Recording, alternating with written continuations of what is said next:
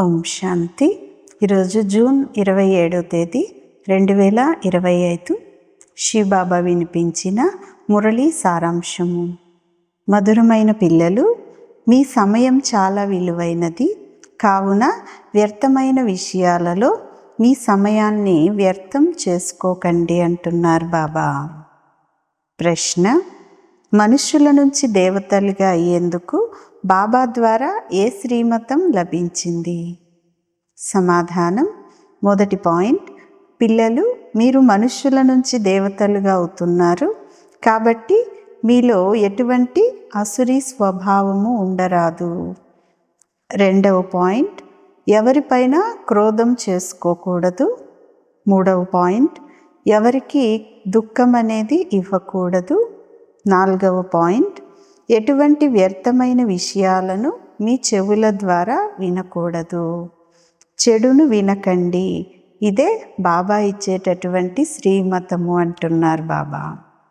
మంచిది. మధురాతి మధురమైన అపురూపమైన పిల్లలకు తల్లి, తండ్రి, బాప్దాదాల యొక్క ప్రియ స్మృతులు మరియు గుడ్ మార్నింగ్. ఆత్మిక తండ్రి, ఆత్మిక పిల్లలకు నమస్తే. ఆత్మిక పిల్లలు, ఆత్మిక తల్లి తండ్రికి ప్రియ స్మృతులు, గుడ్ మార్నింగ్ మరియు నమస్తే. నమస్తే. ధారణ కొరకు ముఖ్యమైన సారం.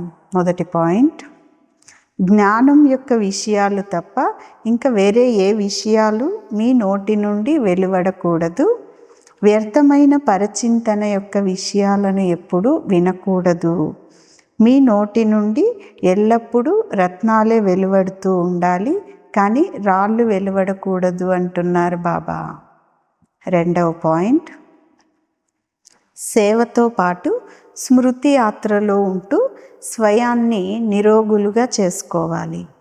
అవినాశి సర్జనైన భగవంతుడే 21 జన్మలకు మనల్ని నిరోగులుగా చేసేందుకు స్వయంగా మనకు లభించారు అనేటటువంటి నశాలోనే మరియు సంతోషంలోనే ఉండాలి. ఈరోజు వరదానం: ప్రతి కర్మలో బాబాను అనుసరించి స్నేహానికి బదులు ఇచ్చేవారు తీవ్ర పురుషార్థి భవ. వరదానం యొక్క వివరణ: ఎవరితో అయితే స్నేహం ఉంటుందో వారిని ఆటోమేటిక్గానే ఫాలో చేయటం జరుగుతుంది. నేను ఏ కర్మను చేస్తున్నానో అది బాబాను అనుసరించే విధంగా ఉందా అనేది సదా స్మృతిలో ఉండాలి.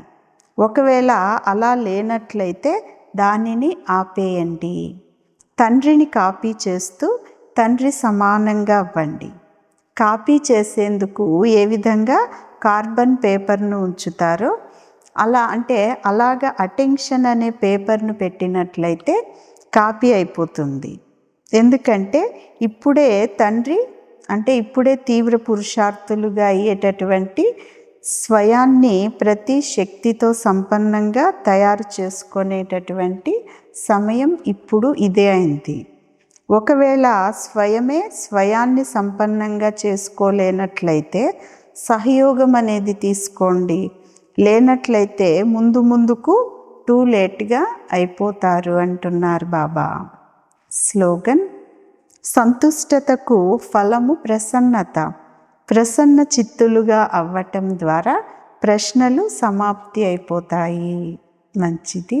ఓం శాంతి.